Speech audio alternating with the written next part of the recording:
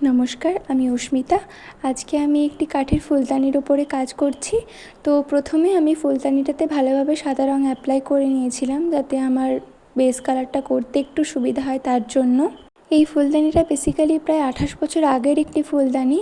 তো এর ওপরের দিকটায় দুটি জায়গা একটু উঠে গিয়েছিল কাঠটা, তো যেখানে আমি একটু মোল্ডেড ক্লে ইউজ করেছিলাম যাতে মোটামুটি একটা ঠিকঠাক স্ট্রাকচার চলে আসে। তার জন্য প্রথমে আমি দুটি মোল্ডেড ক্লে ভালোভাবে মিক্স করে এবং যেই জায়গাটায় বসাবো সেখানে একটু আঠা দিয়ে তার উপরে আঙুলের মাধ্যমে হালকা হাতে বসিয়ে দিয়েছিলাম।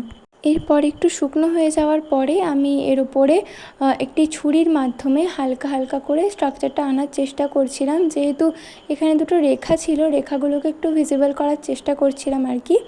তার ওপর আমি এটা শুকনো করার পরে আমি আরেকবার সাদা রঙ অ্যাপ্লাই করে নিয়েছিলাম, যাতে আমার কালারটা করতে আরও সুবিধা হয় তার জন্য। এরপরে আমি আজকের বেস কালার হিসাবে লিখেছি হলুদ এবং লাল রঙ। হলুদ এবং লাল রঙটা প্রথমে আমি অ্যাপ্লাই করে তারপরে মাঝখানটাতে দুটোকে ধীরে ধীরে মিক্স করার চেষ্টা করেছিলাম। যেহেতু এরকম মিক্সিং কাজ আমি প্রথমবার করছি, তো প্রথমে আমার একটু প্রবলেমই হচ্ছিল দুটো কালারকে ভালোভাবে মিক্স করার জন্য, কিন্তু ধীরে ধীরে দেখলাম মোটামুটি ঠিকঠাকই চলে আসছে একটু ট্রাই করতে।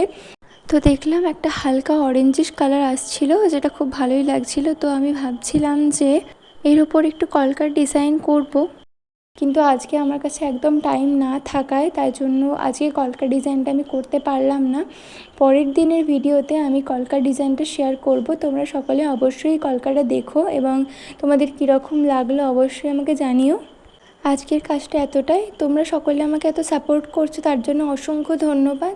আর যদি তোমরা আমাকে কেউ কিছু অর্ডার দিতে চাও বা কেউ কিছু কাস্টমাইজড করাতে চাও, তাহলে অবশ্যই আমার সাথে যোগাযোগ করো, আমাকে কমেন্ট করতে পারো, আমি তোমাদের সাথে কন্ট্যাক্ট করে নেবো। আজকের জন্য এতটাই। সবাই ভালো থেকো, সুস্থ থেকো। দেখা হচ্ছে পরের ভিডিওতে। বাই।